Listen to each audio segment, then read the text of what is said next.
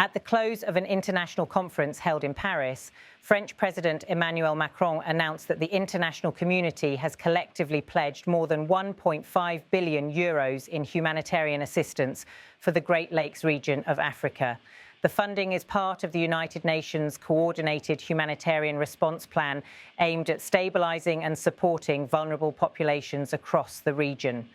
The announcement came on October 30th, 2025, following a series of high-level discussions involving European partners, African representatives, and United Nations agencies. The conference focused on addressing the ongoing humanitarian crises affecting countries in the Great Lakes region, notably the Democratic Republic of Congo, Rwanda, Burundi, and Uganda, where millions of people face acute food insecurity, displacement, and violence linked to protracted conflicts. During his address, President Macron emphasized the scale of the mobilization and the importance of sustained international coordination. Today, together, we have taken a step forward, and I am proud to announce that you have collectively mobilized more than 1.5 billion euros in assistance for the most vulnerable populations. Thank you all for these commitments. Emmanuel Macron, French President. The Paris meeting followed months of escalating instability in eastern Congo, where armed groups continue to challenge government control despite regional peace efforts. Humanitarian organizations estimate that more than 7 million people are now internally displaced across the region, one of the highest figures recorded in recent years. The European Union, the African Union, and several United Nations agencies participated in the Paris conference. The event sought to align donor commitments with on-the-ground needs in health, food security, and protection of civilians. According to officials, the pledged funding will be distributed through UN mechanisms and partner organizations to ensure transparency and coordination with host governments. Macron's statement aligns with France's broader diplomatic engagement in Africa, where Paris has sought to recalibrate its role amid shifting regional dynamics and growing international competition. French officials described the Paris conference as an opportunity to reinforce humanitarian solidarity without direct military involvement, highlighting a more development-driven approach. In recent months, the UN Office for the Coordination of Humanitarian Affairs, OCHA, and international NGOs have warned of worsening conditions in Eastern Democratic Republic of Congo, citing repeated displacements caused by clashes between armed militias and government forces. Aid agencies report severe shortages of food, medical supplies, and shelter in several provinces. The Great Lakes region, rich in natural resources but historically affected by cycles of conflict, remains a focal point of international humanitarian concern. Donor nations have repeatedly called for increased coordination between regional governments to ensure that aid reaches affected populations. French diplomatic sources noted that part of the pledged funds will also support border management, protection of displaced persons, and initiatives aimed at reintegrating demobilized fighters. Officials from the European Commission confirmed that the EU will contribute a substantial share of the total package, reinforcing its long-term engagement in humanitarian and development assistance across Africa.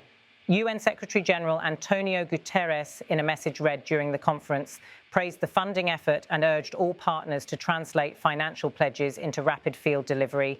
He underscored that sustainable peace in the region requires simultaneous progress in political dialogue, security reforms, and economic recovery.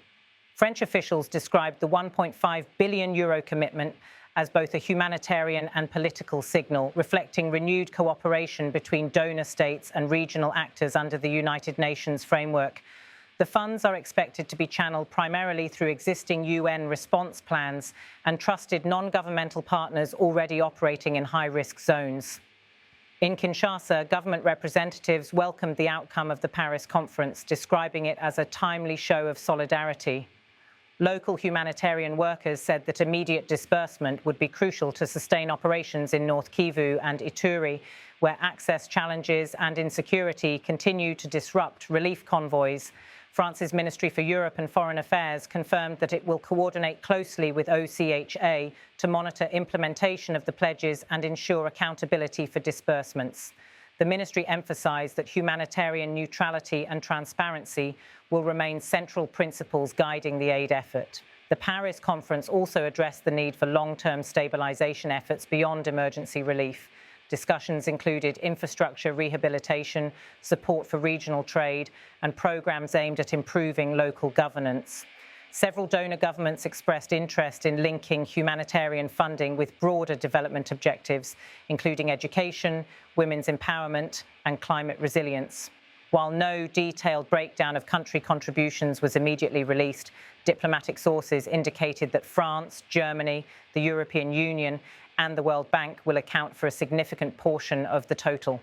Additional pledges came from Canada, Japan, and the United States, as well as from private foundations and international financial institutions.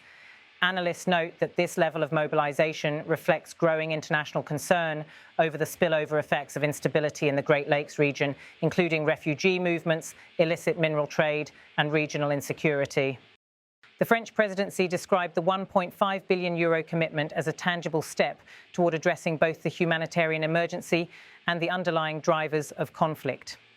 The announcement capped 2 days of closed-door consultations in Paris, attended by senior officials from multiple African capitals and international organizations. In concluding remarks, Macron reiterated that the success of the initiative would depend on joint implementation and continued diplomatic engagement across the region. These commitments show that when we act together, we can make a difference for those who need it most, he said. The UN and its partners are expected to issue a detailed allocation plan in the coming weeks, outlining project timelines and priority sectors for funding.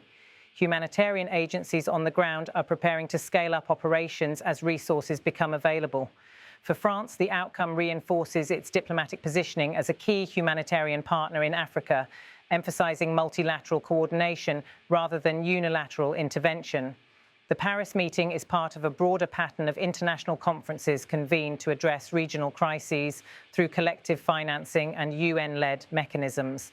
The Great Lakes humanitarian response will now enter its implementation phase, with monitoring expected through mid-2026.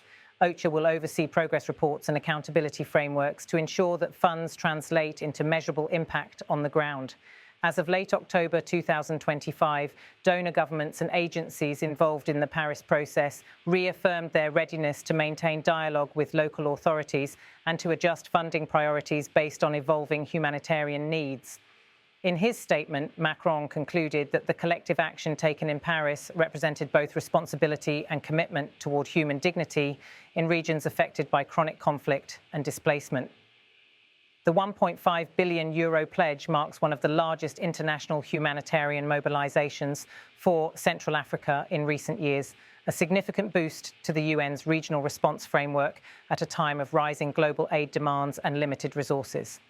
The Paris conference closed with a unified call for swift implementation and sustained international attention to the humanitarian situation in the Great Lakes region. In the days following the announcement, United Nations agencies began consultations with regional governments and partner organizations to establish delivery mechanisms for the pledged assistance. Officials confirmed that the initial phase will prioritize emergency food distribution, healthcare access, and protection for displaced communities in Eastern Democratic Republic of Congo, northern Burundi, and western Uganda, areas most affected by instability and cross-border displacement. Technical teams from the UN and the World Food Programme are expected to deploy within weeks to coordinate logistics, assess supply routes, and ensure security clearances for humanitarian convoys operating in volatile zones. Diplomatic observers note that the Paris outcome could serve as a test case for a new model of collective humanitarian engagement in Africa, one based on burden sharing and regional accountability. Analysts emphasize that while financial pledges mark an important milestone, long-term success will depend on continued political will, transparent management, and cooperation among all parties involved. Discussions are already underway for a follow-up conference in early 2026 to review progress and adjust priorities in line with on-the-ground realities. The Great Lakes Initiative now stands as both a humanitarian commitment and a strategic benchmark for future international responses to complex regional crises.